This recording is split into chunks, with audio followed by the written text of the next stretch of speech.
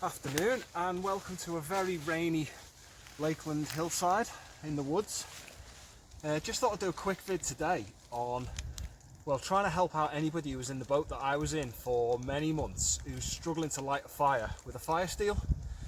Now, I'm not saying what I'm about to say is gospel or anything, but I discovered 4 particular things which really helped me along the way. So all I'm going to do is run through those 4 in no particular order, and hopefully it might help somebody else out there who was in that boat. So first thing I found, which is very important, is prep. Having everything laid out in the order you're going to need it will save a lot of time and hassle. When you eventually get that tinder to catch, you don't want to be faffing around trying to cut the right bits of wood and the right sizes to get the fire going. Because when the tinder lights, it's only going to be a small flame and you want to build it quickly. So we'll be moving on to this sort of stuff to get the flame going, and then onto the slightly bigger kindling after that. This sort of stuff, just curls, simple curls from a piece of wood, nothing major there. Obviously helps to have the dry wood, and this is just a little piece of birch bark. Now there's 1,000,001 different kinds of tinder you can use. For the purposes of this, I'm just using plain old wood shavings. You can use chaga fungus, birch bark, there's lichens, there's all sorts of stuff. I've found this works well, nice and simple, so that's what I'm going to go with. But when that catches, we'll be feeding it with this, the smaller stuff, and when that catches, onto that. But to have that all laid out saves a lot of time and hassle.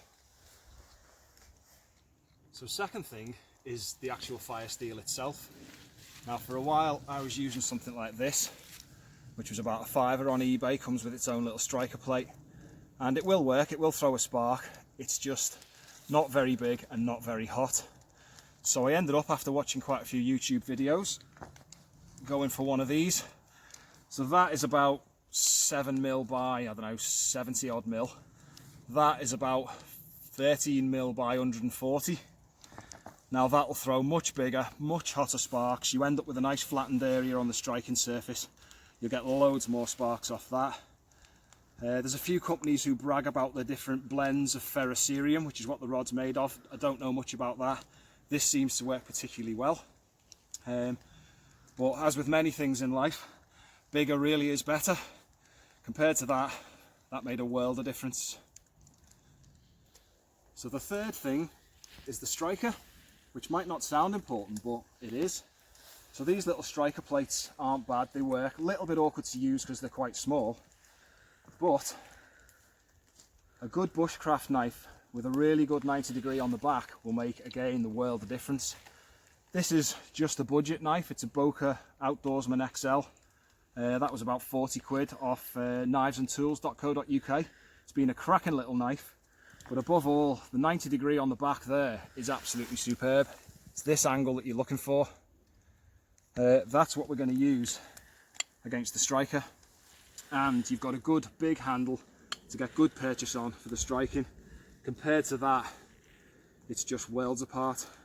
So anything, ideally a good bushcraft knife, but anything with a good sharp 90 and a good handle on it.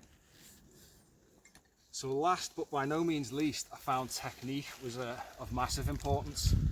What I was trying with this, and I'm going to strike onto this area of ground here, it's nice and damp, in fact it's soaking wet. I was trying this kind of thing, which, as you can see, throws sparks, not that many and not very hot. What you need to be doing, or what I found I needed to be doing, is multiple strikes. So find the striking area that you've worn down,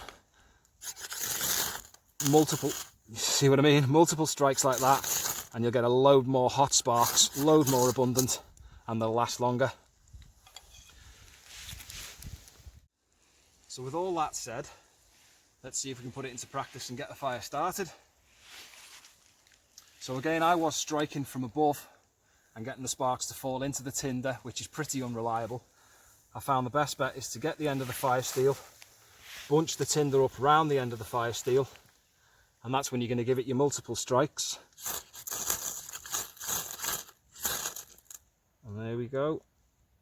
Yes, no, yeah, we have flame. So immediately we've got the smaller kindling going on and burning.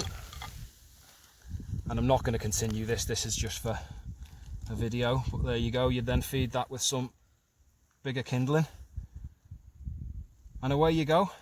So that was a handful of strikes, and as I say, there's all those factors in play that I found made such a big difference, and I went from struggling to a couple of seconds to do it. Just remember, if you're starting any fires in any woodland like this, do it responsibly, keep the fire under control, keep it contained, and make sure it's properly extinguished when you've finished, and cover the ground up, and as the old adage goes, leave no trace. So I hope that's going to help somebody out there. It would have helped me a few months back to get onto the fire starting ship, and if it helps one person, I'll be happy. Well, thanks for watching, and we'll see you next time. Ta-ta for now.